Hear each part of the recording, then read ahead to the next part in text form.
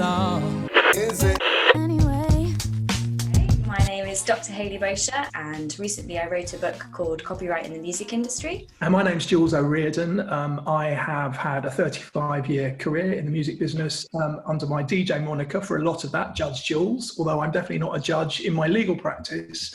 I'm a partner at Sound Advice. I'm Tom Gray. I've been in a band called Gomez since I was in my early teens. I compose for TV and film, latterly more in my career, and theatre. And I'm also director of PRS for music. I am a director of the Ivers Academy, representing songwriters. And I'm a writer-artist advocate for the Featured Artist Coalition. And I'm the founder of the Broken Record Campaign.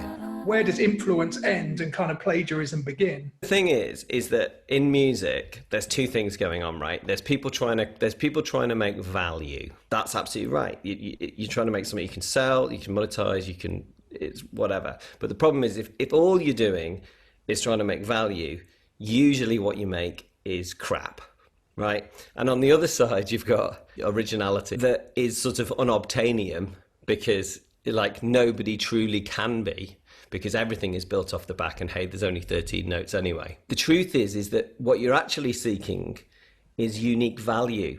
It's those two things. And if you can find unique value, what you provide that has value, what is it about what you do that has value, that's when you do well in this business. Clearly you're a guy of ideas, and the Broken Record Campaign would be a good example of that. Tell us a bit more about that. When COVID started, I was just sitting there going, this is really, really bad. Well, we're not going to have live music. I don't think we're going to get it back for at least a year. Now, I can see licensing income, which is the money that songwriters and performers get from PPL and PRS licenses from music playing in bars and restaurants, things like that. Well, they're all closed, so licensing money is going to collapse. Obviously, touring's gone. The only thing that's left is streaming.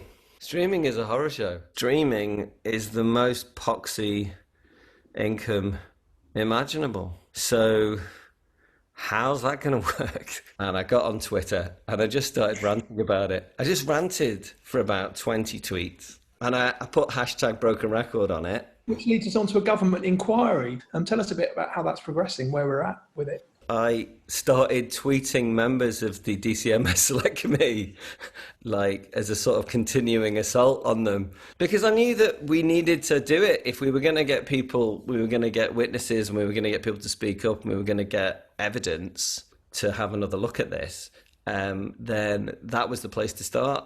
Amazingly, they went for it.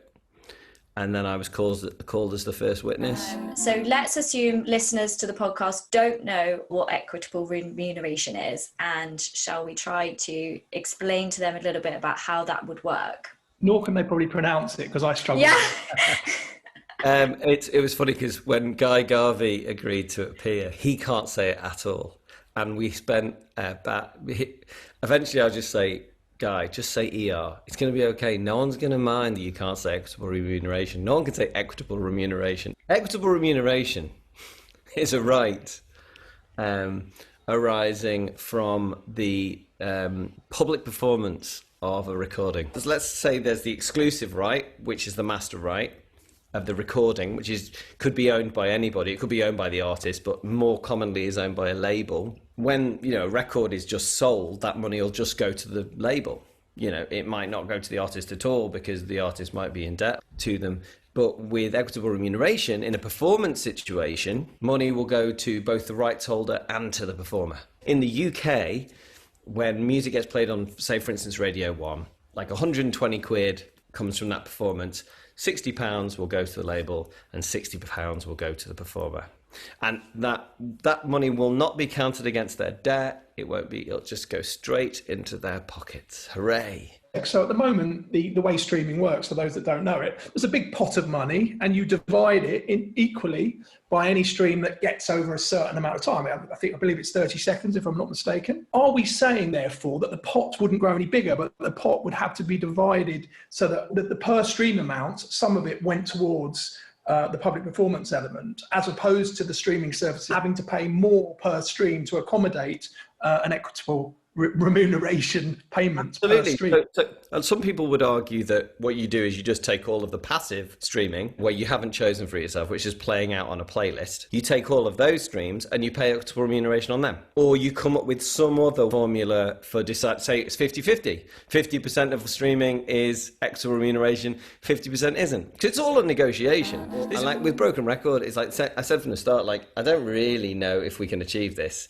It's crazy to try and achieve it. It's fun to try and achieve it. But if in the course of failing to achieve it, a load of creators come out of this knowing what the fuck is going on, then it was worth it. Yeah, I say bravo to that, because there's too much of this whole world being shrouded in some sort of Emperor's New Clothes style mystery. And actually, when it's broken down and explained in relatively straightforward terms, it isn't that complicated. I mean, that's literally my job, is to explain copyright to people in a way that is easy to understand. So I think it's totally doable. And it really annoys me when people try to overcomplicate it and talk about it in Latin. And I'm like, shut up, because you can especially explain it to people who work within that, because they can understand it because they do it. So you just make it relative to them.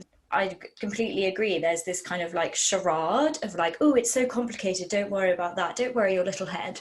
It's like, it's really actually not that complicated. That's the whole point. We're not that. We're coming in with a very strong, clear line, with a clear legislative answer to a clear economic structural problem. Was when they first made the law, you know, the 52, the 88, the only people who got involved were big, massive companies, no individuals. And then as you look at the changes in the law to more recently, more individuals started to get involved, different stakeholders, so people who represent artists and represent creators. And then now you're seeing loads of creators and artists, and it's a numbers game. There's more.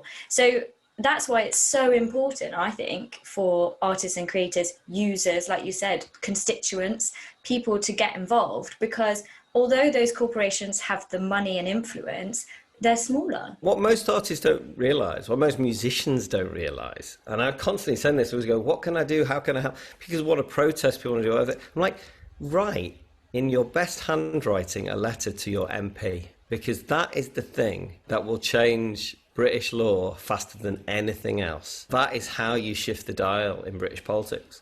I think people feel like it's so far away from them. They feel like politics and legislation is like this thing that's just like untouchable or just on telly. But it's like most people's constituency MP's office is within a few miles of their house. And you can knock on the door whenever you like and demand that they do something about your problem, because that's what a constituency MP is. And it's just like, people just need to be reminded how democracy works for them to engage in it. It's like, oh shit, you mean I can just go and cause a stink in my MP's office? Yeah, you can. It's brilliant. Especially something like this, where you're not just going to get a generic response from your MP. They've got to give you something quite specific, haven't they? Absolutely. It's like, do you know about this issue? Do you know that musicians earn shit money? Do you know that they haven't been able to tour for a year? Do you know that British law isn't helping us, but it's helping these companies that are foreign multinationals? Do you know that we're stiffed all the time and we can't get the best deals because the better deal doesn't exist for us? Can you do something about that, please? It'd be great if you could. I really hope that people listening to this do write to their MP, and you're right, I think it's the small things. But a lot of the time people don't know what it is that they can do. And I think if you watch the inquiry, the whole thing is online. And I think if you watch the reactions of the MPs, the answer is no, they don't know. So you do have a responsibility to tell them, because they're not psychic. And unless they hear from people who are experiencing that, they're very much, MPs are a certain group of people who have a certain life experience. And so they need to hear from people who are having a different life experience to be able to take that into consideration, you know? So I think that's why it's so important. It's been fantastic sort of evangelical stuff that anybody who cares about musicians and just how difficult it is to make a full-time living as a musician should care about these issues and not just sort of stare in the metaphorical mirror and think about themselves.